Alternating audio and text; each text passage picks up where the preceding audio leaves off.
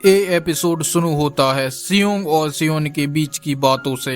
उन्हें मिलते हैं वही रेडर्स जो उनके पास आ रहे थे, लेकिन अब वो सभी मर चुके होते हैं एक्सप्लोजन की वजह से। फिर वो उनका सामान चेक करते हैं। उनके पास एक हैवी हैमर मिलता है, एक शील्ड भी थी, लेकिन वो एक्सप्लोजन की वजह से बिल्कुल यूजलेस हो गई थी। सियोंग सियोन को समझाता है मैनेजर चो तो वैसे भी मरने ही वाला था, ब्लड लॉस की वजह से वो धीरे धीरे तकलीफ झेल रहा था। हमने उसे खत्म करके उसे अननेसेसरी पेन से बचा लिया, इसलिए गिल्टी फील करने की कोई जरूरत नहीं है। यहाँ से कंफर्म होता है कि मैनेजर चो को उन्होंने खुद ही मार दिया था। सियोन पूछती है अगर वो ज़ॉम्बी बन जाता तो? सियोन कैजुअली बोलता है तब भी हमें उसे मारना ही पड़ता। सियोन एग्री करती है, सच है। फिर सियोन बिल्डिंग के बाहर पॉइंट करके सियोंग को कुछ दिखाती है। नीचे ज़ॉम्बीज का एक बड़ा झुंड इकट्ठा हो चुका था। सियोंग जब कम्युनिटी चैट्स चेक करता है तो सब लोग एक्सप्लोजन के बारे में ही डिस्कस कर रहे होते हैं। वो टेंशन में बोलता है कम्युनिटी को अब पता चल गया है कि फायर हमने ही स्टार्ट की थी, इसका मतलब और भी रेडर्स यहाँ आ सकते हैं। और नीचे ज़ॉम्बीज का ये स्वॉर्म अलग प्रॉब्लम है।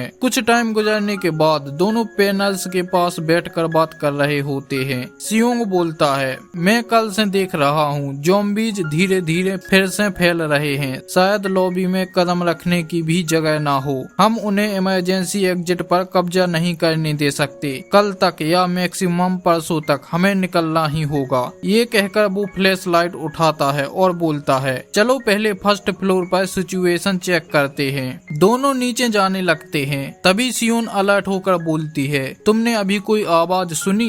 सियोंग ध्यान से सुनता है, लगता है ऊपर से आ रही है। वो धीरे से एक गेट खोलता है, सामने एक ज़ॉम्बी खड़ा था। सियोंग शॉक होकर बोलती है क्या वो मैनेजर चो है? सियोंग उसे तसल्ली देता है नहीं, उसका सर पूरा फट चुका था, अगर वो इन्फेक्ट भी होता तो बच नहीं सकता था। सियोंग टेंशन में बोलती है फिर हो सकता है कोई रेडर नीचे इन्फेक्ट हुआ हो। सियोंग रिप्लाई देता है वो भी मुश्किल है, मुझे लगता है या तो थर्ड फ्लोर का कोई सर्वाइवर या फिफ्थ फ्लोर का हो सकता है या फिर कोई और ही है। कैमरा कट होता है सीढ़ियों की तरफ जहां कोई ऊपर की तरफ बढ़ रहा होता है। दोनों स्पेकुलेट करते हैं कि शायद कोई zombie broken fifth floor window से अंदर आया हो, लेकिन जब वो नीचे फर्स्ट फ्लोर पहुंचते हैं तो देखते हैं लॉबी सिर्फ ज़ॉम्बीज से भरी है। सियोंग सिक्योरिटी रूम की तरफ देखकर बोलता है असिस्टेंट मैनेजर जी क्या कर रहा होगा? अगर वो सिक्योरिटी रूम में ही है तो उसने क्लियरली सब सुना होगा। वो फर्स्ट फ्लोर का गेट बंद करके बोलता है इस रास्ते से जाना सुसाइड है। सियोंग सजेस्ट करती है अंडरग्राउंड पार्किंग गराज ट्राई करें। सियोंग एग्री करता है हाँ वही बेस्ट ऑप्शन है। दोनों नीचे उतरते हैं, वहाँ देखते हैं लगभग 10 ज़ॉम्बीज हैं जो लॉबी के स्वॉर्म से काफी कम थे। सियोंग बोलती है अचानक बर्फ गिरने की वजह से सबने अपनी गाड़ियाँ यहीं छोड़ दी होंगी। सियोंग एनालाइज करता है हाँ कवर के लिए जगह है और क्योंकि ये अंडरग्राउंड है हवा भी सर्कुलेट नहीं हो रही। अगर हम जल्दी मूव करें तो ज़ॉम्बीज हमें स्मेल नहीं कर पाएंगे। वो एक तरफ पॉइंट करके बोलता है तुम्हें कॉन्वेक्स मिरर में रिफ्लेक्शन दिख रहा है? सियोंग रिप्लाई करती है मुझे B1F एंट्रेंस दिख रहा है। ज़ॉम्बी डेंसिटी भी यहाँ B2F जैसी लग रही है। सियोंग एक्साइटेड होकर कहता है परफेक्ट, लेकिन अभी के लिए चलो 7th फ्लोर पर चलते हैं। दोनों प्लानिंग करते हैं अगर कार यूज करते और बैटरी डेड निकली तो प्रॉब्लम हो जाती। साइकिल होती तो बेस्ट था, पर अब हमें वॉक करना होगा।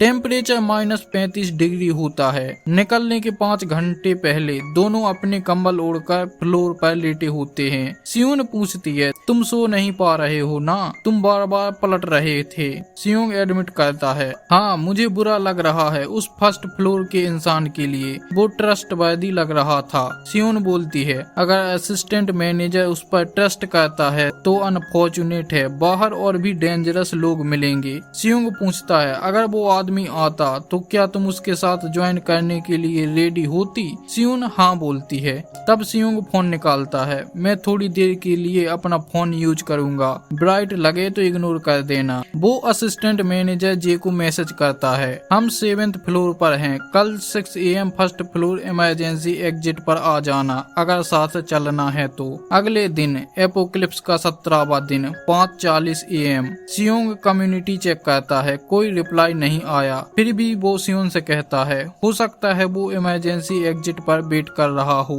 चलो चलते हैं। दोनों फर्स्ट फ्लोर पर पहुंचते हैं लेकिन वहाँ कोई नहीं होता। सियोंग बोलता है सिर्फ 3 मिनट ही हुए हैं अपॉइंटमेंट को। सियोन सजेस्ट करती है थोड़ा और वेट करते हैं। कुछ टाइम बाद सियोंग फिर से फोन चेक करता है। इस बार टाइम होता है 6:05 AM, लेकिन अभी तक वहाँ पर कोई भी नहीं आया होता है। तो गाइज ये एपिसोड यहीं पर एंड होता है। अगर तुम लोगों को इसका नेक्स्ट एपिसोड देखना है तो वीडियो को लाइक और चैनल को सब्सक्राइब कर लो, और हाँ बेल नोटिफिकेशन दबाना मत भूलना। अगर ऐसा नहीं किया तो तुम एपिसोड मिस कर दोगे और अगला एपिसोड और भी धमाकेदार होने वाला है।